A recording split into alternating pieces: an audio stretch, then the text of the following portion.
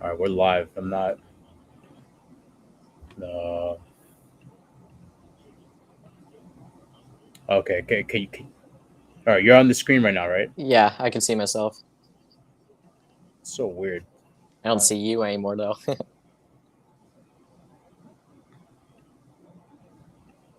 Um, yeah, I guess we're just gonna have to do this for the rest of the stream, I guess. Unless I find some uh, chat overlay. Okay, that's how you see chats. Um, just don't just don't know how to add a second person on the screen, but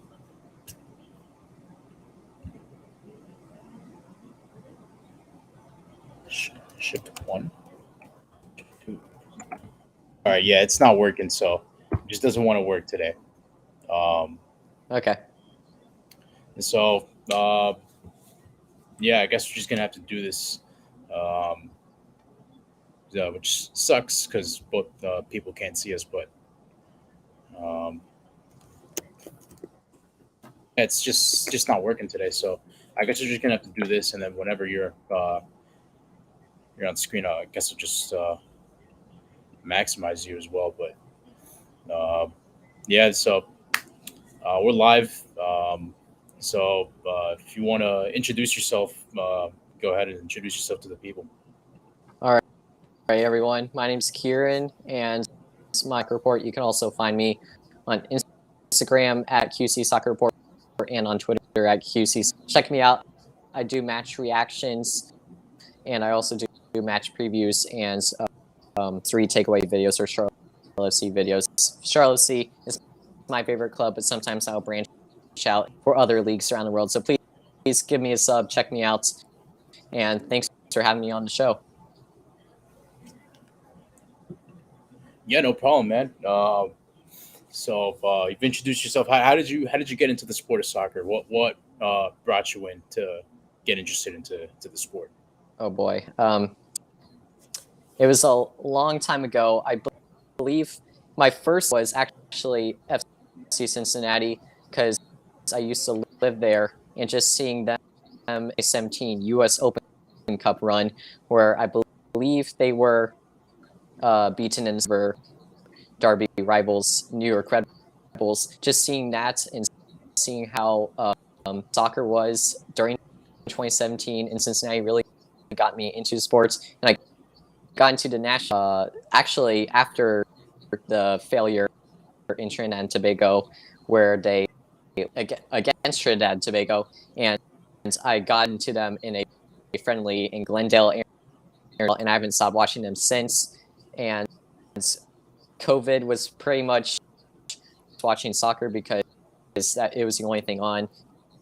And since then, I've been founding of a new club, Charlotte FC, and I love it week in week out. Even if at times it's always fun to watch them, and I'm excited to see what they can do in the future.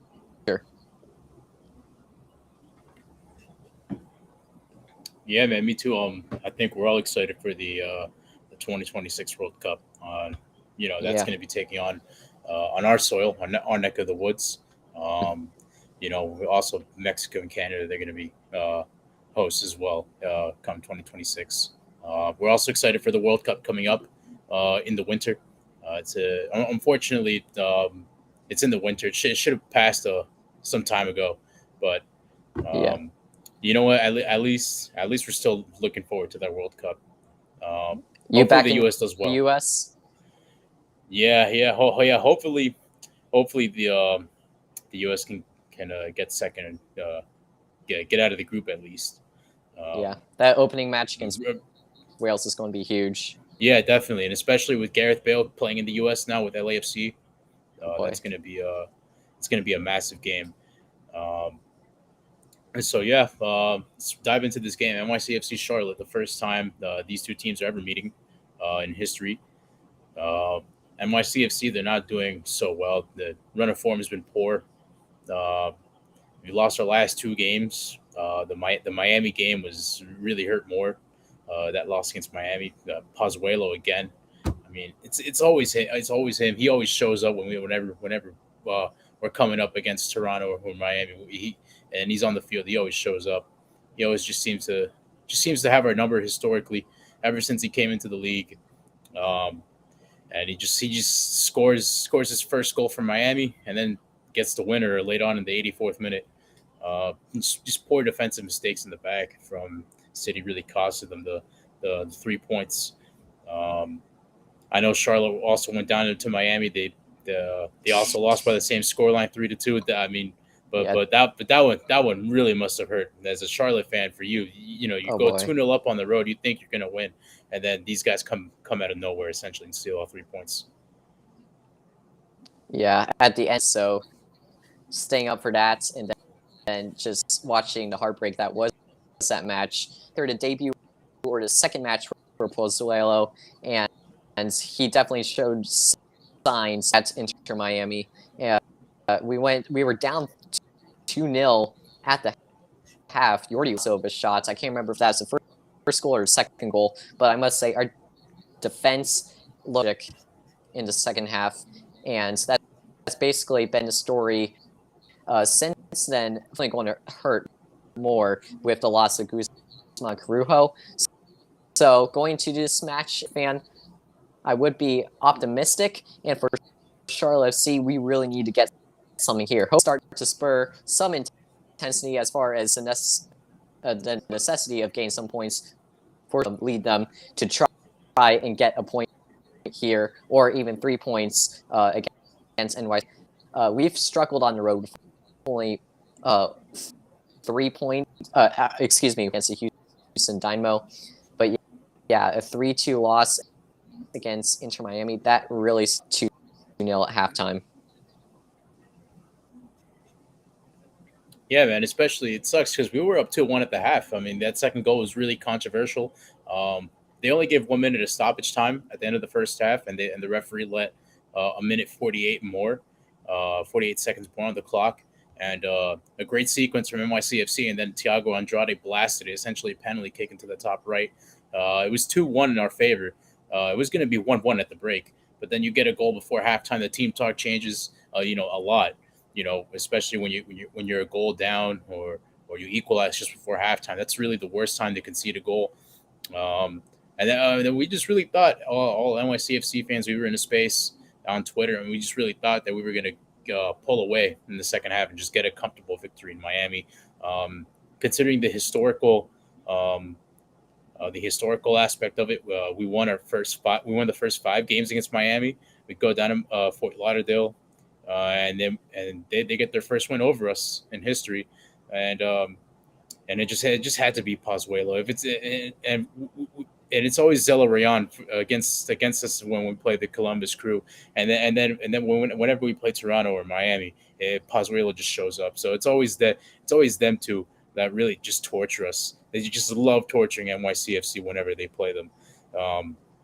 So going up against Charlotte, I think NYCFC Twitter, they're optimistic. They're quite optimistic.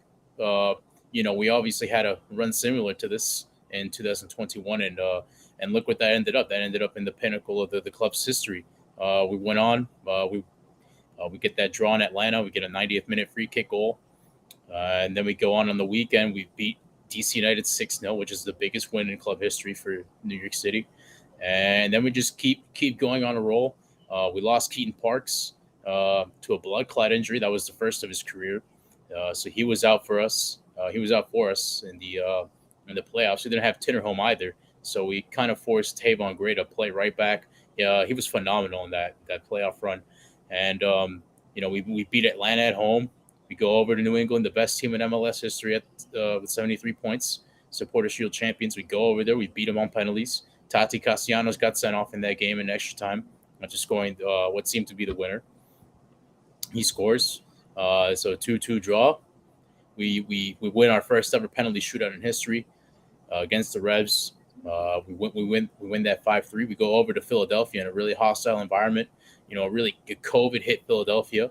So it's a C team, Philadelphia team that we had to play. we were getting dominated 60, 62 minutes into the game.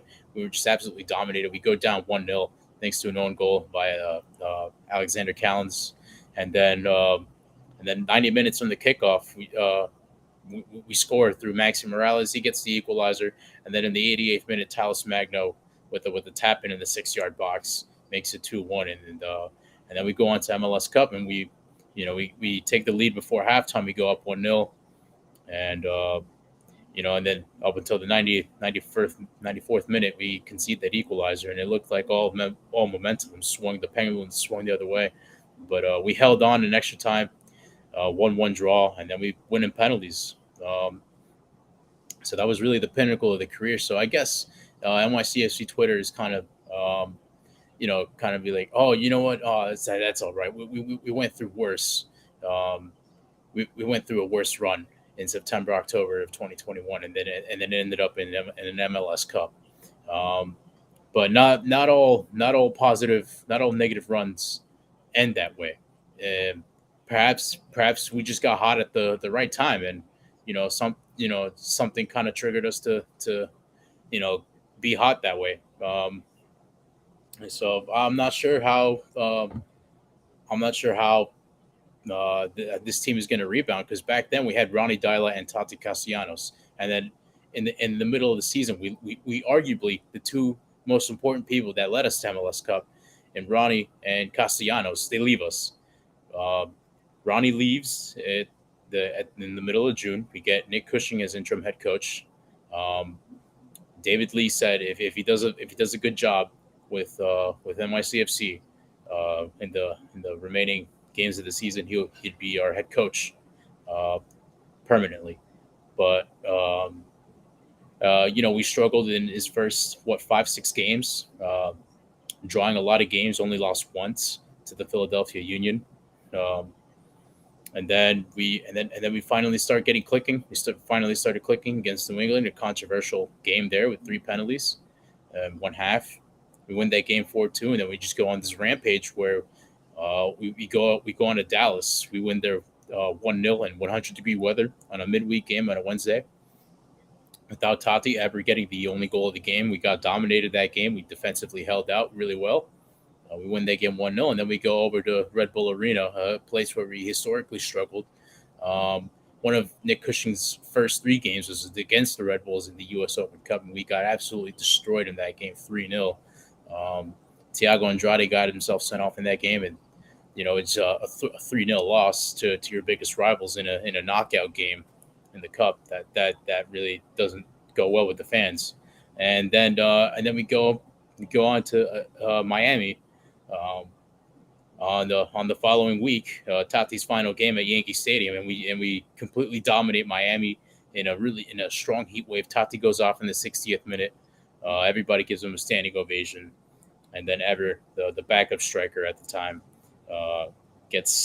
goes on and polishes the result off, gets the second goal, and then without Tati, we've just been terrible. Straight enough, we've just been terrible without Tati. First game without Tati, a 0-0 draw away to Montreal. That's a really good result. The way Montreal's playing right now, the way where they are in the table, they're the top 3 in the Eastern Conference. Not many people saw them to be in the top 3 in the Eastern Conference at the start of the year, and we got completely dominated. If Mason Toy didn't block two of his teammates' shots, we probably would have lost the game. But Sean Johnson, great game. The defense played well enough to come away from there with the 0-0 draw, and then we go away to Columbus. And just that's where the defensive mistakes started happening. We go up 1-0 pretty early on. We think we're going to beat this team. We think it's going to be a cakewalk of a game, and we go on to lose 3-2. And then the same thing in Miami. Copy and paste the Columbus game. It's the same thing in Miami. This defense just cannot stop making mistakes, and it's punishing them. It's leading to goals. It's not really how you want to go into the final home stretch. We got 9 games left in the regular season until playoff time, and 42 points is what we got before August, and we're still on 42 points. 2 games into August, we're still on 42 points. That's the best start to to an MLS Cup defending season for a defending champion. That's the most points in history, and a defending champion has ever had, 42 points, and we've had it with our best player on the pitch for the majority of those games. And now that he's left permanently on a, he's gone on loan to Girona, made his debut yesterday in La Liga, and we're here. We're here in New York, and we're struggling to win games. I get August is going to be a brutal month. We have this game against Charlotte coming up. It's not even a proper home game. We're going to be playing in New Jersey, so Charlotte got lucky that they're not going to be playing on the baseball stadium. Red Bull Stadium. Yeah, we're playing at Red Bull Arena this game. So, I mean, but it's still technically speaking a home game for us. But where historically we've been very good at home, even at Red Bull Arena, we've been as the home team, we've been somewhat decent. But yeah, I mean, we wouldn't be having all these away games in August if the club would actually get a stadium. If we had a proper stadium, we wouldn't be having so many away games in 1 month. What's your thoughts about the new plans for a stadium that was released by the mayor? Can you elaborate on that, please? Yeah, it's in Queens. It's next to Citi Field, so it's in Flushing Meadows. Oh. There's a lot of space next to Citi Field. I've been there in person, Citi Field, and there's a lot of space to build. They want to build like a shopping mall.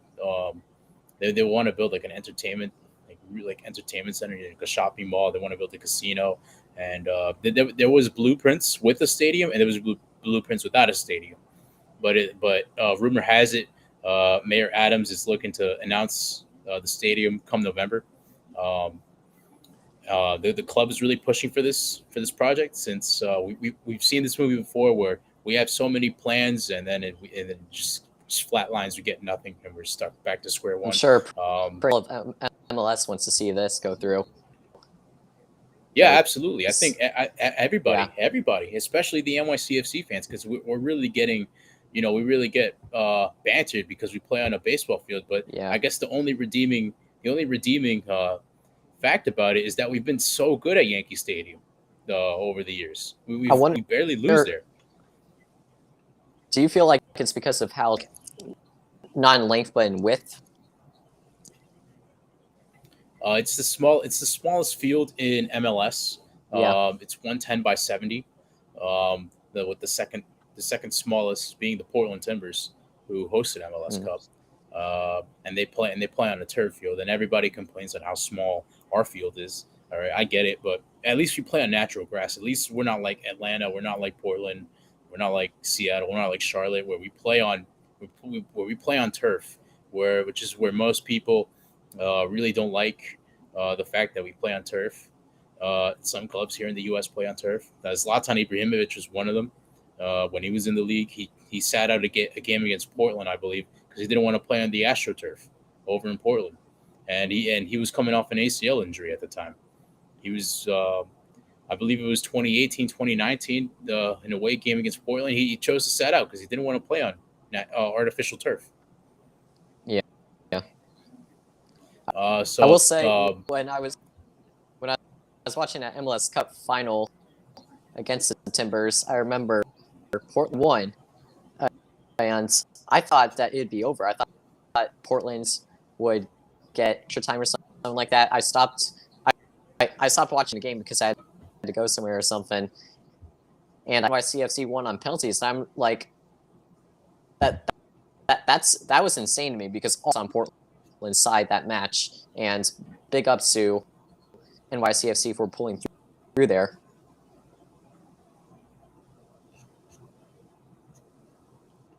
Yeah, definitely, especially with that. Most teams crumble. Most teams crumble in extra time whenever your opposition get the late equalizer. Most teams crumble in extra time. So I was just here at home. I was just watching the final. 7 seconds left on the regulation on the clock, and they score. The whole stadium goes wild. You're just sitting there like, man, it's not going to be our year, man. Like the playoff heartbreak, but before then for NYCFC was just so much and you just think back to like all the like negative memories. I just think back to Pozuelo in 2019 at City Field. I think back to Schlegel the Oh, year before. I think back to uh, what is it, 2018 when we lost to Atlanta. I think back to the first time we were ever in the playoffs where we got smashed by Toronto 7-0 on aggregate.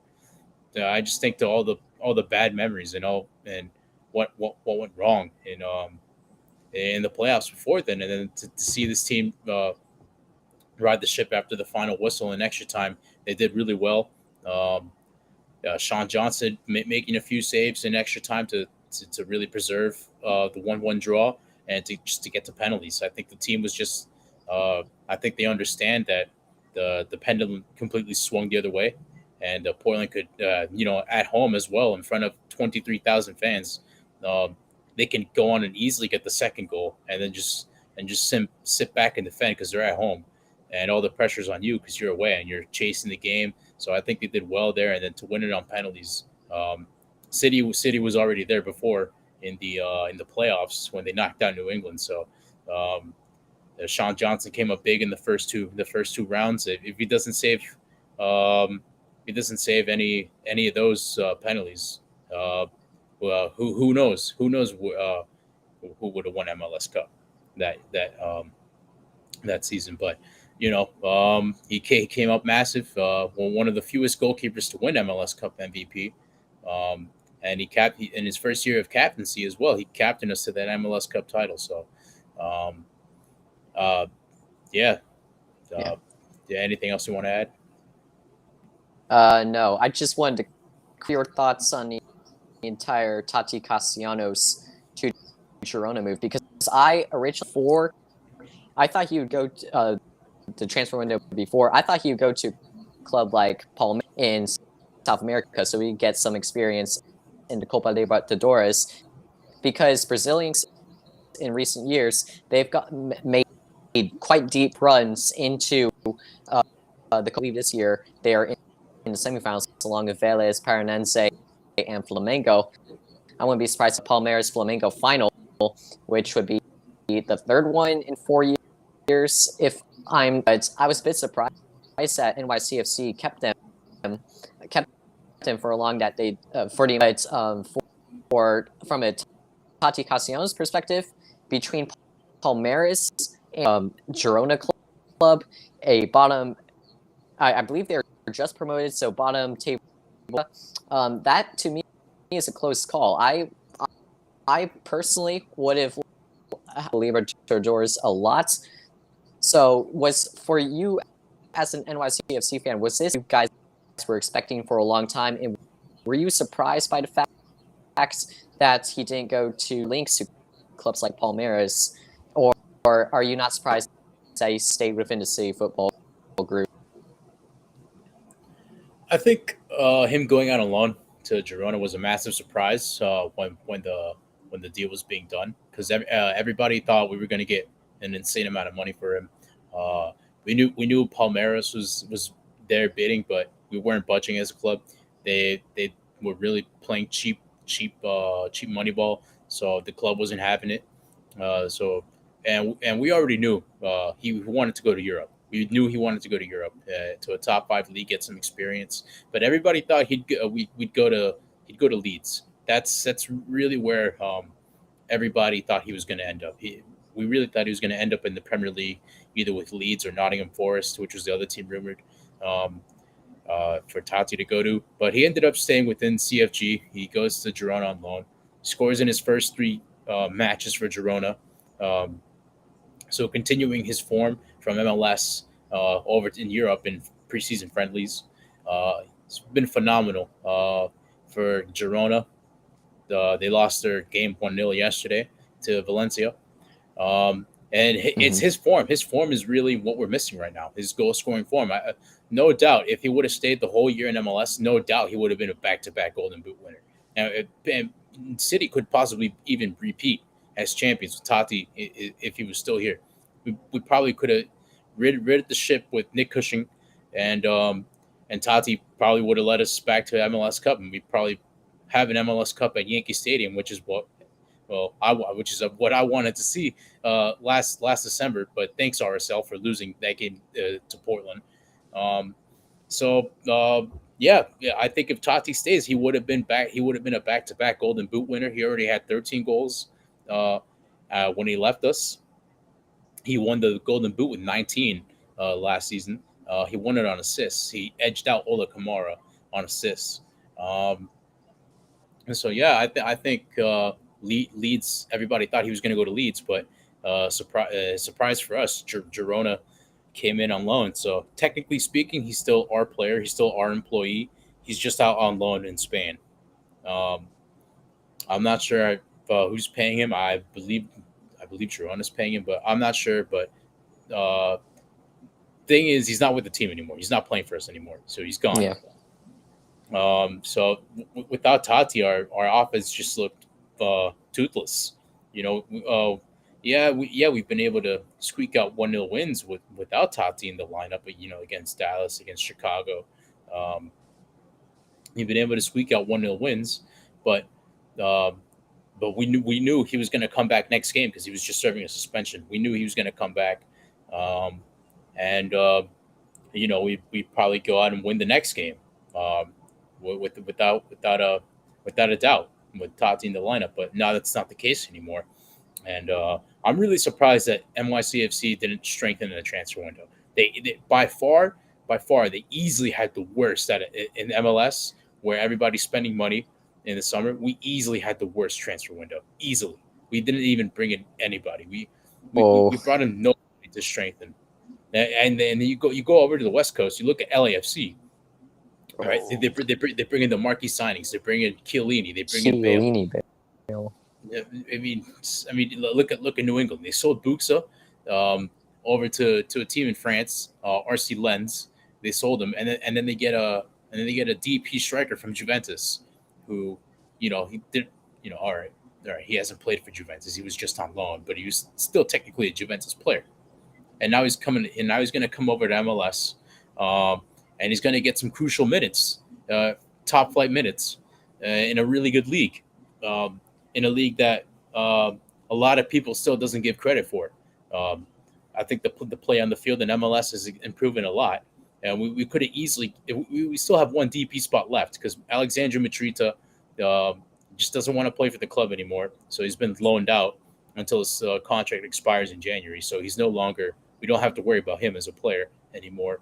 Um, we have one DP spot open, and I was just really surprised that David Lee did not go out there and get a DP number 9, because that's what I wanted. I wanted a DP striker to replace Tati, and we got absolutely nobody. And now Gabriel Pereira, he goes off injured in the game against Miami. Really, the only offensive player that I really liked throughout the last 2 games when we lost to Columbus and Miami. He's really the only guy that I really liked. I know Talis Magno is a number 9. That's something big that the club wanted to go with. Um, yet to be fair, he did snap. He did snap a goal contribution streak where he just wasn't contributing. He did get a goal against Miami, a really nice set piece setup from Maxi Morales, headed back by Chanel, and then a touch and a nice finish by Talis Magno. But he should have had 2. He had one chance in the 4th minute where he rounded the keeper. The ball was rolling towards the end line, and he had to get something on it. And he just completely missed it. It hits the side netting. Tati would have scored that. I would have scored that. You would have scored that. It's an open goal from 2 yards out. We could have easily tapped that in, but he just misses. I just think there's something mentally, that's something that really goes under the radar a lot in the game of football. That it's the mental aspect. He's only 20 years old. So maybe he's not ready, and this is only his 2nd year in MLS. So perhaps he's not ready to be that guy that Tati was, because Tati was that guy for us ever since Ever went down injured in 2020 with an ACL injury. He's just been that guy, and now that Ever is back fit, to be fair, he does have 6 goals on the season, but he's just not the striker that the system fits anymore.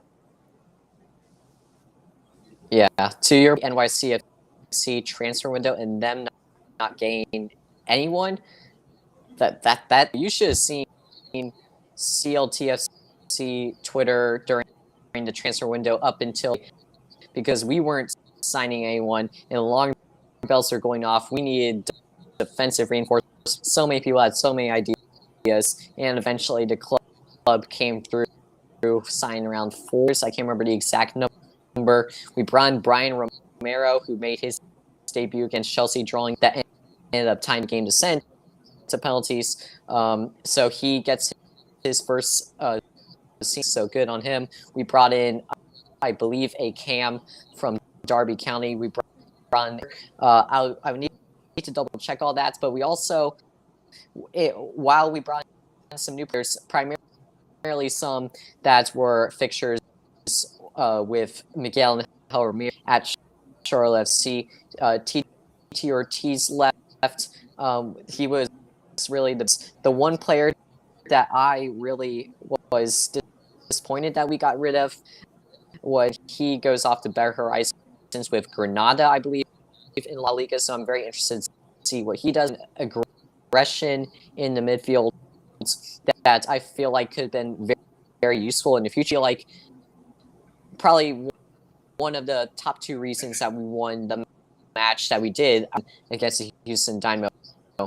But yeah, we were pretty much very concerned. I was doing through the first up until like the last, and luckily our front office pulled through in the end, and we still got a young 22 player initiative spots and a designated player. Even if we hopefully we will, but even if we don't make the playoffs this go around, plenty of room to work with in the winter transfer window. So while things may look in the short term, especially with the injury to Guzman Corujo, I will see promising from a front office perspective in the long term. Now, I did Guzman Corujo a few times. He's out with an ACL injury for the rest of it. He was really a fixture in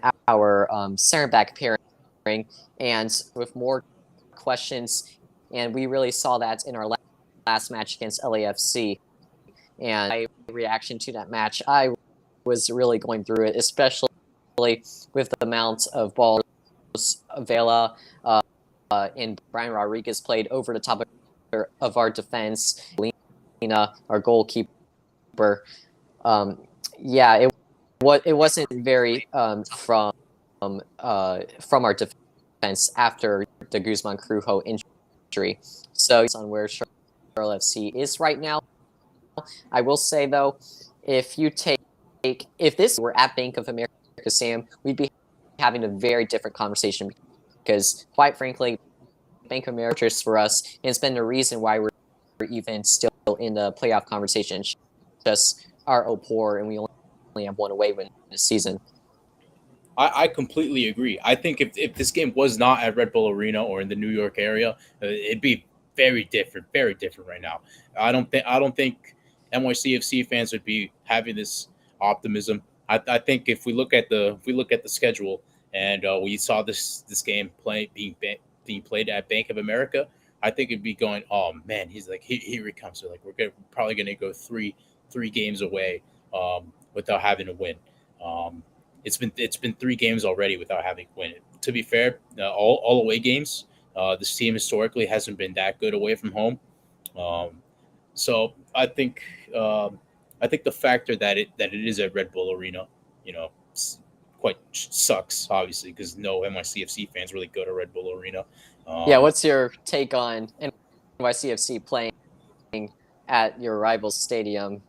Because that to me is just an odd situation. It just adds to the reasons of why our own stadium. Whatever. We can make New Jersey blue as well. They'll never win an MLS Cup, so we'll just make New Jersey blue as well. I mean, both of our clubs is blue. So whoever wins this game, I guess you could say New Jersey's blue. But yeah, I just think, I mean, man, all we got to do is just hope and pray that we get something in November, that maybe hopefully by 2025, 2026, or at the latest 2027, we get a home stadium. If we get a home stadium like confirmed and like, but it takes years to build it. You know what? Fine, I can live with that. I can live with 3 more seasons at Yankee Stadium, knowing that we're gonna get a home stadium of our own. And you know what? And we've been so good at Yankee Stadium either way. So I would have been like, you know what? Fine. Like, we're so good here anyway. Might as well just make the pitch at the new stadium the same size at Yankee Stadium. Just to piss off everybody in the league, saying, "Oh, get a real soccer field." You know, it might as well just have the smallest field in MLS. It would be the biggest middle finger to the rest of the league. And whenever you play NYCFC away, and it's at a baseball stadium, and once we finally get our home soccer specific stadium, you better come up with new excuses why you guys can't beat us away. Yeah, true. I will say it's been out of all the matches that I've watched with NYCFC at very few, if any, where NYCFC struggled at home to even 3 points. I think the most was when I watched FC Cincinnati play against NYCFC and they lost like 5-0.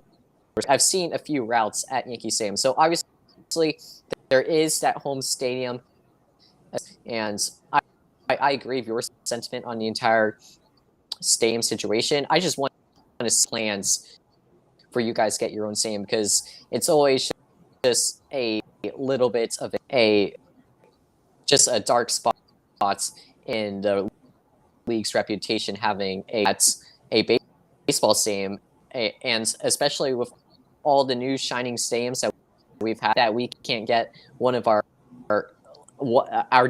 defending league champions in. I mean, that's really been irking me. Yeah, me too, man. I mean, Bill De Blasio, thank God he's out of office. No New Yorker really liked him.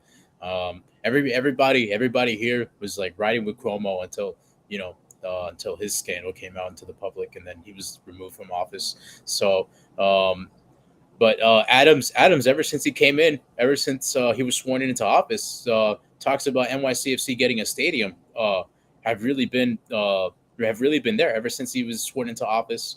Bill De Blasio shortly left after we won MLS Cup and celebrated at City Hall. Surprisingly enough, we're the only New York sports team to win a championship under him being mayor of New York City. So we were the first team ever since the 2012-2011 New York Giants to win a championship for New York City. So I think everybody should just get behind us. Give us a proper stadium of our own. I mean, yeah, I just hope it gets done, but we just got to deal with it for what it is now. But it really sucks because in Champions League we had to play like all over the country. We were playing one game in Los Angeles, the next game Los we were Angeles. playing, and then the next game we're playing in Connecticut, where we get massively outnumbered by Guatemalan fans. And then the next game we play at Red Bull Arena. Finally a normal home game for us in the Champions League, where we completely dominated the Seattle Sounders, but ultimately fell short and got eliminated on aggregate. So but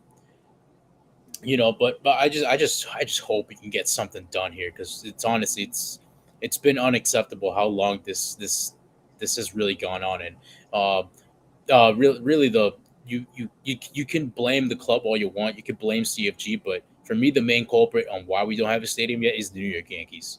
20% owner.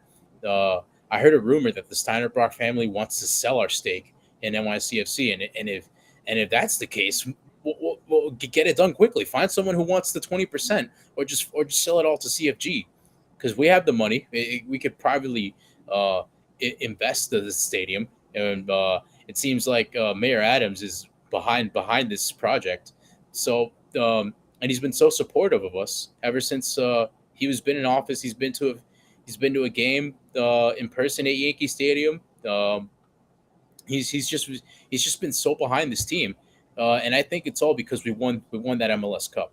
I think if we hadn't won that MLS Cup, I think it'd be slightly different, the talks on the stadium. But because we won MLS Cup, because we were the first team in 10 years in New York to win something, I think maybe that's why the mayor's so behind it, like so behind getting the stadium for us. and I just hope he can pull through. I hope he can pull through and just get the stadium so we can finally have this dark cloud of us not having a home of our own just to be over with. Yeah, I remember going back to your series of CCL ties. I remember the leg that you guys had against Comunicaciones in Connecticut.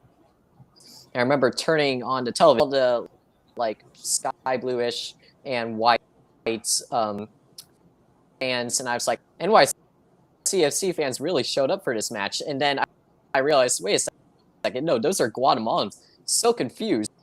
But then I realized this is probably one of the only times that some of these Guatemalan fans would be able to see their favorite club, Comunicaciones, play in person. But yeah, it's just getting outdrawn in fans by the United States. It just shows why you guys need a new stadium.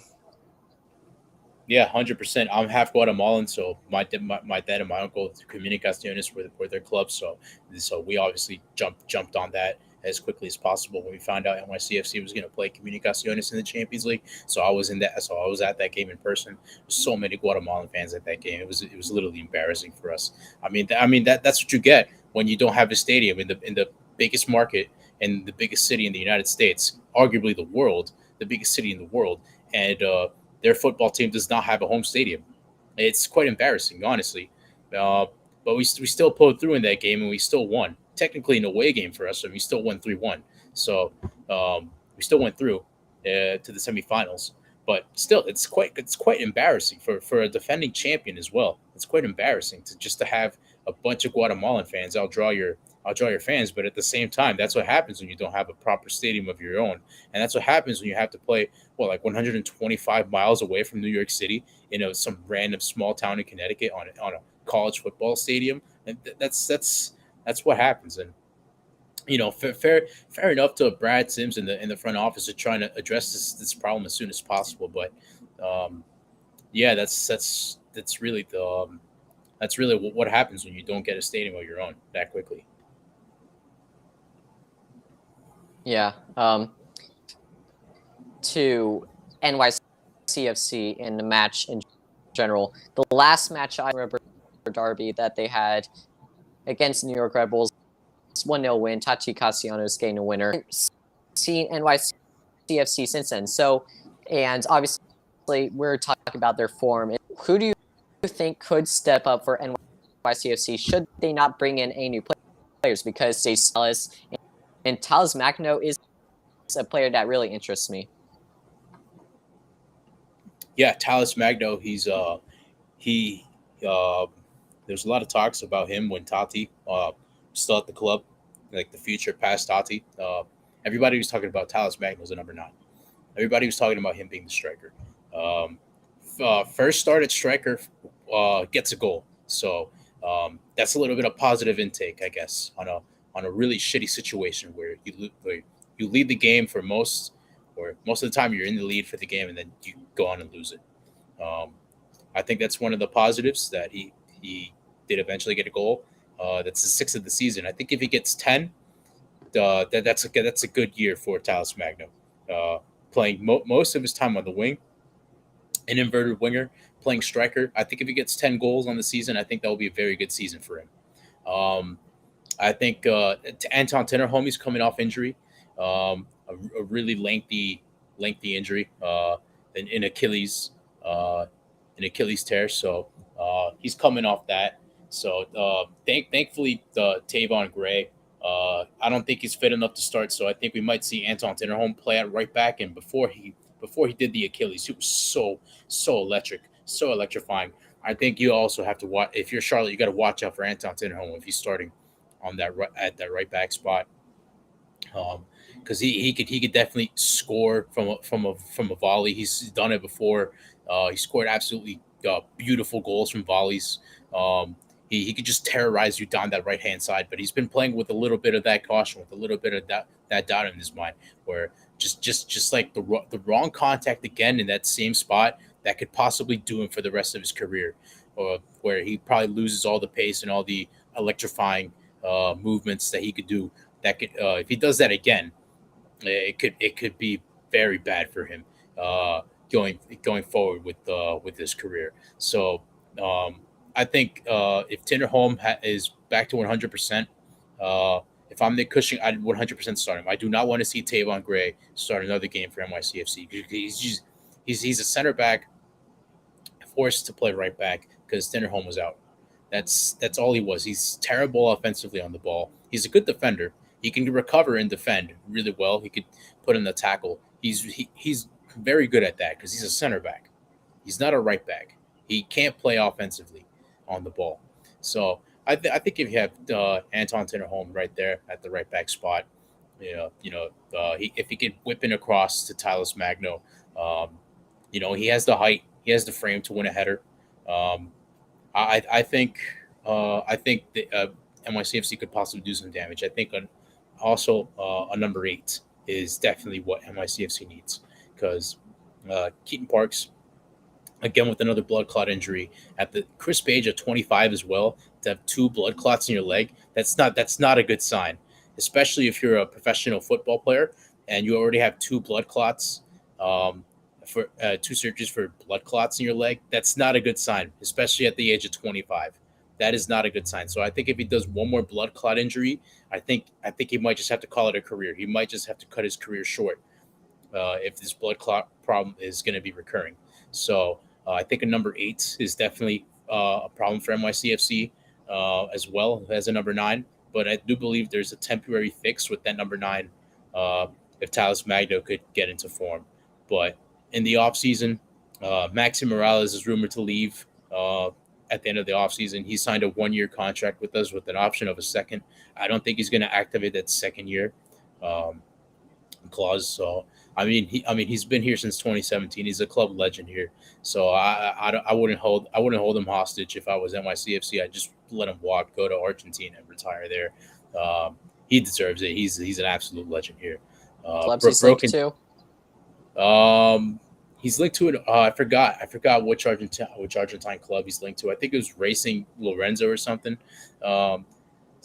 Somewhere along Racing Club or San Lorenzo. Yeah, probably one of those two. Yeah, one of them. He literally broke into tears when we won MLS Cup. And he actually, surprisingly, he scored his 2 penalties in the shootouts. We already know how bad he is on penalties. So he literally broke into tears when we won MLS Cup. He's a veteran here. These are old fashioned 10. He's not on a DP contract anymore, which is great for us at the start of the season. So because it freed up a DP spot. So I think definitely him at the 8 could be another temporary fix, but I think in the offseason, if you're NYCFC, you go in for either a DP 8 or a DP number 9, 100%. Yeah. Just some quick insights on Charlotte FC. Some players, Karaszewski, your Polish striker. I believe he might be our top goal scorer. Another player to look out for is Andre Shinyashiki. He hasn't been featuring a lot over the past few matches, something that's irks a few CLTFC fans, including myself. I would like to see him get by CFC because if we don't, then we might end up with some of the same defensively over the past few matches. Also, another player to look out for is Ben Bender, number 1, who has been absolutely wonderful. He's given a chance under Miguel Ramirez, and he's continued to get chance. Christian Latanzio. However, the one thing that I have with him is that he seems to sort of intensity. Although I was very impressed with what I saw from him in just one thing that really confused me with substitutions is that Christian Latanzio Savar to replace Ben Bender. Alcivar, I don't even think I recall in the second half, which pretty much sums up just how Alcivar has played as I would like for him to. So that's why I like to see Ben Bender in the lineup to continue to give. Also, Quinn McNeil is another player that has been emerging. He does a good job at holding possession, but the problem I have with him is up in the final third, so I would like to see him improve on that, but still solid in the midfield. Brant Bronco, DM for us. In the back, though, there are a lot of questions, especially now with the loss of Gushin Fuchs as a left back. Is something that I am not particularly. Some people say that it is where he performs the best, but my impression of Fuchs as a left back goes back to what we discussed earlier with the Miami. Charlotte looks a little bit lethargic, so and two of those three, Fuchs pretty much was just standing right by both of those and not giving his full. Like Fuchs is a little bit left. He's left isolated as the left to see him as a center back, linking up with the likes of Guzman Crujo. But now that Guzman Crujo is a question mark there, so who knows? Maybe some of our new transfers can help see that gap that was left with the ACL injury of Guzman Crujo. Another player, as far as playing time after the loss of Crujo, is Jan Soboshinsky. He had a good first half against, but unfortunately, he let off a little bit in that 5-goal route and goal. Also, Harrison Awful is another name. Now, I'm not entirely so sure about he'll be available against NYCFC because of an injury. I never saw the injury update on that, but who knows? He might feature for Charlotte's FC. The problem for me is that I feel like he struggles in 1v1 situations, and I feel like he has improved in the final third. So maybe that it couldn't see this one because he has improved on his ability. It's just his. I'm a little bit skeptical about, and maybe someone like Talles Magno can exploit. Just a few. One other player would be Kerwin Vargas, although playing time in my opinion, and I would like to see him, especially on the wing. Under, quite frankly, is only given him like the last 10 minutes of a match where Charlotte FC are already down 4 or 5 minutes. My Charlotte FC roster review for any of you NYCFC fans out there. All right. I'm not sure if you want to add anything to that, but yeah, I do think Charlotte, they do have some good players, offensively. I do think that if with the right counterattack, it could possibly lead to a goal or I do believe that Charlotte, they do have the talent to come out here and possibly even get a result. I mean, they must know that the morale of the city is really low right now. You know, they lost the last 2 games by the same scoreline, 3-2, and they were both leading at some point in those 2 games. So I think they must know that the morale is low. But at the same time, the NYCFC, they must have gone home and they must have seen the result 5-0 of the absolute trouncing LAFC gave Charlotte on Saturday night. I was watching that game. Once LAFC started scoring, they just started pouring it on them. I think Charlotte did well to stay level with them for a good amount of the game. But then once the floodgates opened, and LAFC with their insane attack, they just were relentless after scoring that first goal, and then they ended up putting up 5 at the end of the game. I think if you're NYCFC and you look at that, I think you're probably like, you know what, if we could eliminate those defensive mistakes and you could just get 1 goal early on against this team that's not that good on the road, that only has 1 win on the road with 9 games left in the season. I think if you get 1 goal early, you could really just unlock this team and just completely destroy Charlotte FC, what LAFC did. So I think if you get 1 goal early and you just don't stop and you just relentless nonstop offensive play, I do think NYCFC could definitely come out of here with possibly a 3 or 4-0 win. But what are the chances of that happening? I can't really tell you. There's a lot of uncertainty left. still within the team. There's a lot of uncertainty. Um, that uncertainty from the Columbus game and the Montreal game. Um, it still lurks because we still haven't won. We still haven't found a way to get a win. I know that those are two away games, and this is a home game for us. So maybe the psychological effect of us playing at home, not really at home though, um, could possibly do these players really well, and you could possibly see another trouncing um, uh, for us. But that's something we have to find out on the match on Wednesday night. All right.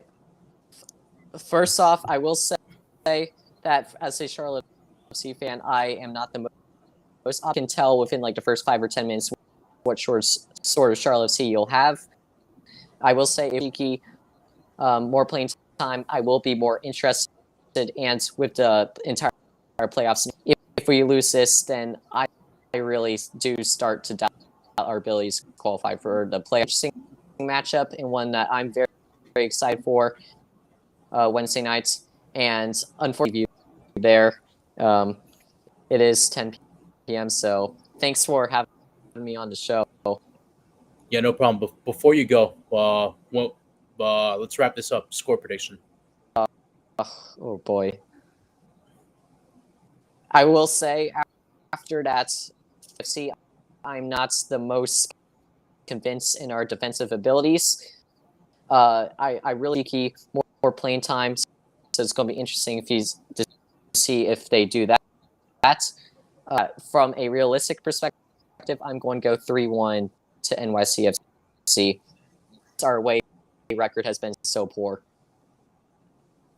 All right. That's definitely a possibility, but there's also a possibility that our defensive woes just keep going, just keep rolling down this terrible, tragic hill. We might find ourselves 1-0 up late on in the game, and then just another defensive mislapse, and it could be 1-1 in a quick blink of an eye. But I'm just gonna be. You know what? I think after the weekend's game with Charlotte losing 5-0, I think that kind of does give me the confidence, and in a home game as well for us, I think that kind of does give me the confidence that if this was a home game for Charlotte, it'd be a different conversation. Yeah, 100%. So I'm gonna go 2-0 NYCFC. That's the end of our live. Just go ahead and quickly shout yourself out. Tell the people where they can find you. Yeah, my name's Kyran, and my soccer channel is the Queen State Soccer Report. It's primarily Charlotte FC, other leagues around the world of football and soccer and all that. Please also follow the report on Twitter and also on Instagram. All right, so that's the show. Kyran, my friend, thank you for coming on and giving your insight on Charlotte FC. So yeah, that's you will find his links in the description below. I'll have a link to his channel and everything. If you enjoyed the live stream, just leave it a like. If you're an NYCFC fan, just consider subscribing to the channel. So yeah, that's the end of the stream. Have a good night, everybody.